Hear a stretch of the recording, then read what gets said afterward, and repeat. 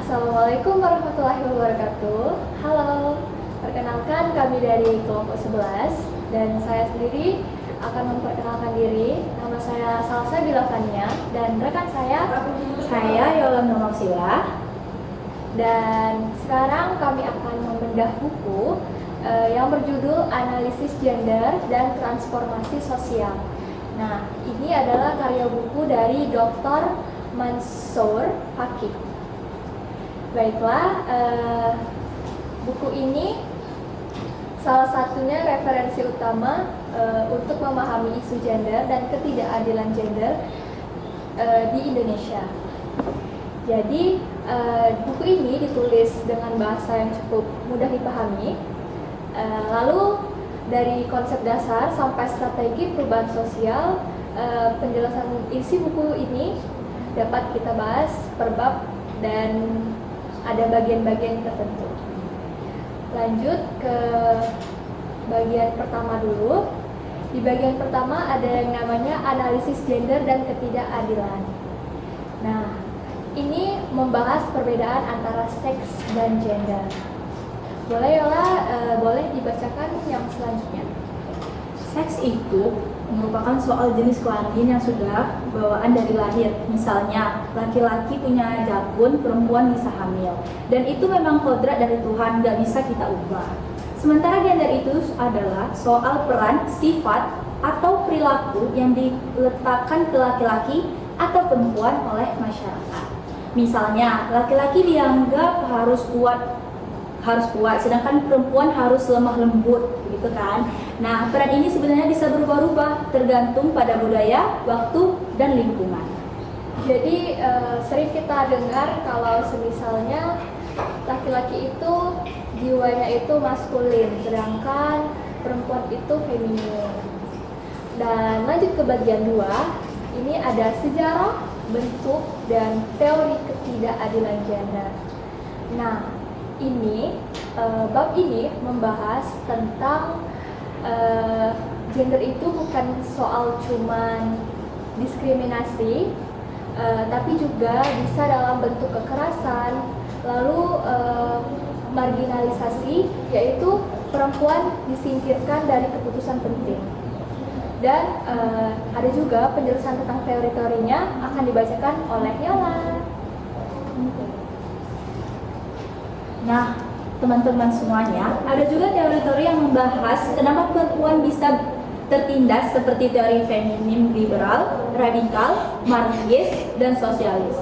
Masing-masing punya cara pandang sendiri soal akar masalah dan solusi ketidakadilan gender. Misalnya, feminisme liberal lebih fokus ke dalam kesetaraan hukum, sementara feminisme radikal menyoroti patriarki sebagai sumber utama penindasan perempuan.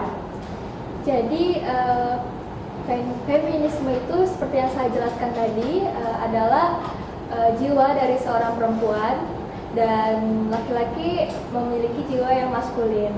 Nah, jadi ada tadi misalnya feminisme liberal lebih fokus ke kesetaraan hukum, sementara feminisme radikal menyoroti patriarki sebagai sumber utama penindasan perempuan.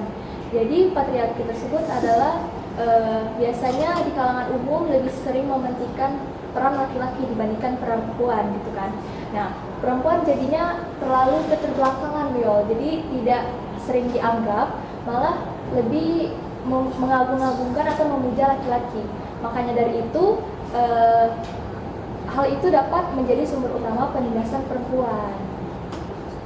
Jadi ada ke bagian ketiga, mungkin Yola bisa menjelaskan dari bagian-bagian ketiga tersebut. Oke, bagian ketiga itu sendiri adalah gender dalam gerakan transformasi sosial. yang dimana bagian ini membahas bagaimana gerakan perempuan dan feminisme muncul sebagai reaksi terhadap ketidakadilan gender. Dr. Fakih menjelaskan gerakan feminim itu bukan sekedar protes tapi juga usaha nyata untuk mengubah struktur sosial yang praktis. Ada penjelasan tentang bagaimana perempuan mulai aktif dalam organisasi, pendidikan, dan politik supaya bisa memperjuangkan haknya sendiri. Di sini juga dibahas bagaimana program pembangunan seringkali justru memperkuat ketidakadilan gender karena kebijakan yang dibuat tidak mempertimbangkan kebutuhan perempuan secara khusus. Maka dari itu, perubahan sosial harus dilakukan secara menyeluruh, mulai dari keluarga sampai kebijakan negara. Mungkin itu saja untuk bagian ketiga. Bagian keempat bisa dilanjutkan oleh Fania. Boleh, mungkin di bagian ketiga ini saya sedikit menambahkan ya. Jadi penjelasan tentang bagaimana perempuan mulai aktif dalam berorganisasi, pendidikan, dan politik. Dapat kita jumpai di politik-politik sekarang, banyak sekali pemimpin-pemimpin perempuan yang hanya sedikit. Karena itu tadi, orang-orang banyak menganggap bahwa perempuan itu tidak layak untuk memimpin, seperti itu. Jadi sekarang karena sudah zaman sudah berubah ya kan, perempuan mulai aktif dalam organisasi, pendidikan.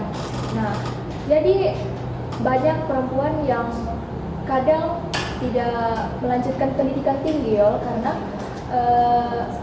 ya ada karena keterbatasan, ada juga memang faktor lingkungannya yang mengharuskan mereka untuk tidak berpendidikan tinggi. Karena salah satunya itu tadi, mungkin di lingkungannya memang masih menganut yang namanya aliran patriarki ini kan. Jadi pemikirannya bahwa perempuan itu tidak harus berpendidikan tinggi karena nanti bakal apalagi ujung-ujung di rumah, terus bakal mengurus rumah tangga dan lain-lain. Selanjutnya bagian keempat ya. Bagian keempat ada strategi dan agenda perjuangan gender. Bab ini berisi tentang agenda mendesak untuk mencapai ketidakadilan gender. Dr. Fakih membagi strategi menjadi dua, yaitu jangka pendek dan jangka panjang. Nah, yang dimaksud dengan jangka pendek ini, misalnya dengan membuat program pemberdayaan perempuan, pendidikan, dan melibatkan perempuan dalam pengambilan keputusan. Jadi, kalau di jangka panjangnya ini, ada masyarakat harus diedukasi supaya sadar soal ketidakadilan gender, dan ada advokasi untuk mengubah kebijakan atau hukum yang tidak adil bagi perempuan. Nah, di bagian ini juga membahas tantangan gerakan feminisme dari masa ke masa, serta pentingnya mengintegrasikan isu gender ke dalam semua aspek kehidupan baik organisasi, sekolah maupun pemerintah. Nah, jadi Dr. Fakih ini juga sendiri membagi strategi tersebut menjadi dua ya kan? Yang pertama jangka pendek dan jangka panjang. Nah, jangka pendek ini misalnya dengan membuat program pemberdayaan perempuan, pendidikan, dan melibatkan perempuan dalam pengambilan keputusan. Jadi, lalu yang jangka panjangnya ini tadi harus masyarakat harus diedukasi supaya sadar soal ketidakadilan gender. Nah, masih banyak kan ya di luar sana masyarakat yang menganggap bahwasanya perempuan itu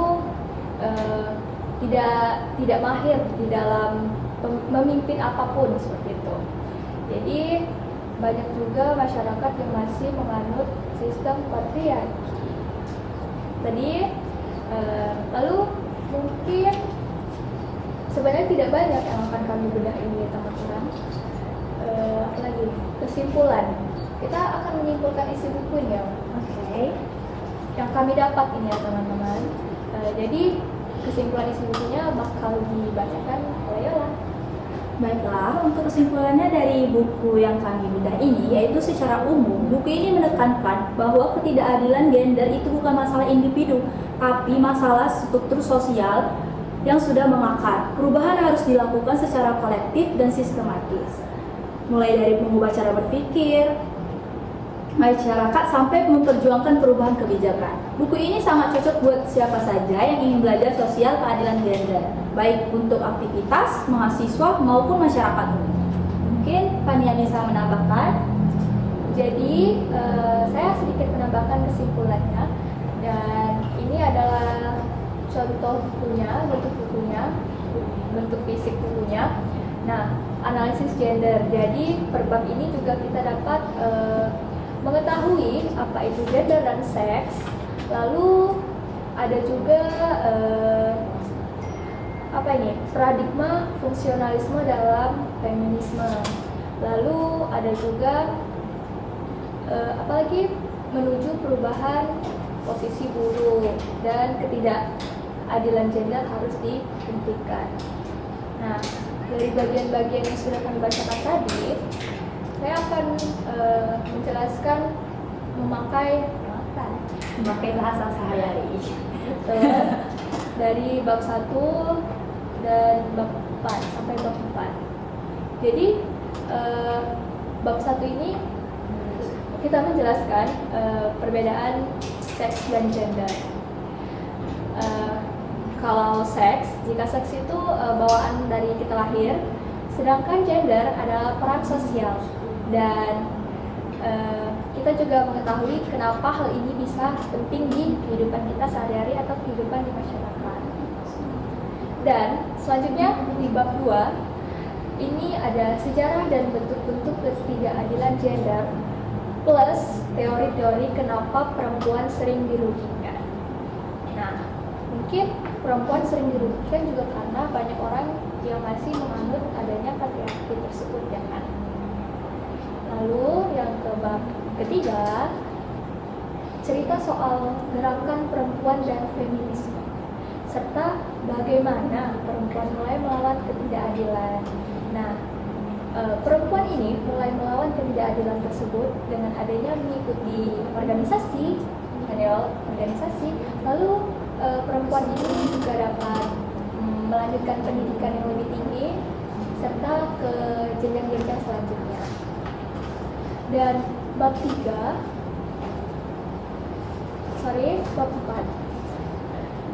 ada yang namanya strategi dan langkah-langkah konkret buat memperjuangkan ketidakadilan gender dari aksi kecil sampai perubahan kebijakan besar. Jadi dari bagian 1, bagian 2, bagian 3, lalu bagian 4 sudah saya jelaskan. Nah, kali ini penutupan akan dijelaskan lagi oleh Yola. Baiklah teman-teman semuanya, buku ini memiliki jumlah halaman sebanyak 186. Itu termasuk dengan daftar pustaka. Buku ini merupakan karya dari Dr. Mansur Faki. Buku ini dapat kalian pelajari dan kalian dapatkan di perpustakaan maupun tokoh-tokoh buku seperti Gramedia. Mungkin itu saja. Oke, mungkin sudah cukup bedah buku yang sangat panjang dari kelompok kami. Saya Salsabila Fania Dan saya Yolanda Marsila. Baik, kami pamit undur diri mengakhiri video ini dan video pembedahan buku ini. Akhir kata kami akhiri. Wassalamualaikum warahmatullahi wabarakatuh.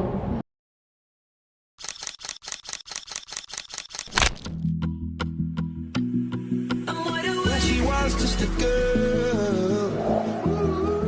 We're like diamonds in the sky. Yeah, yeah, except for me. Cause it's always a good time.